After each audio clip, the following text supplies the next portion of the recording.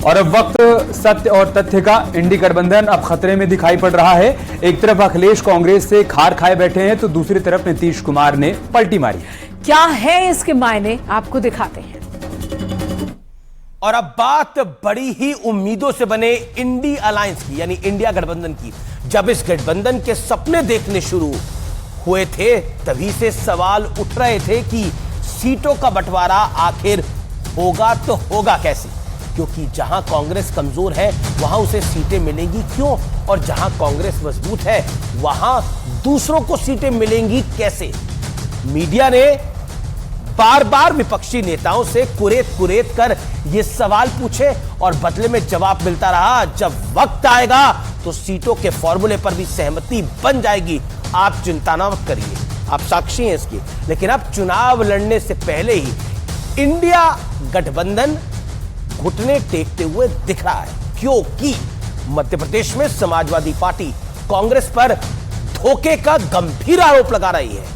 अखिलेश यादव कांग्रेस से 6 सीटें मिलने की उम्मीद में थे, लेकिन कांग्रेस ने 6 तो छोड़िए अपने हिस्से की इंच भर भी सीटें देने से इंकार कर दिया, यानी 1 सीट तक देने से इंकार कर दिया। बस फिर क्या था, अखिलेश यादव ने भी ऐलान कर दिया कि अगर मध्य प्रदेश में इंडिया अलायंस का समझौता नहीं तो उत्तर प्रदेश में लोकसभा चुनाव के लिए भी कोई उम्मीद ना रखी जाए। यह खुद अखिलेश यादव ने बोला है। अगर ये मुझे पहले दिन पता होता कि विधानसभा स्तर पर कोई गठबंधन नहीं है इंडिया का, तो हम उसमें कभी मिलने नहीं जाते। बात सिर्फ उत्तर प्रदेश, मध्य प्रदेश या फिर समाजवादी पार्टी तक ही सीमित नहीं है।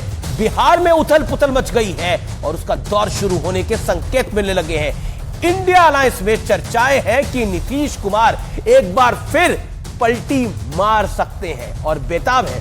पहले नीतीश कुमार का ये बयान सुनिए, फिर मैं आपको पूरी कहानी बताऊंगा। उस समय कस्ती आप जानते हैं, और उस समय वो बंटवार नहीं माना, कह दिया हमको कि साहब यहाँ अभी नहीं कर सकते हैं, तो नहीं सरकार आई तो 2014 में ये हो गया स्वीकृति, 2016 से यहाँ काम शुरू।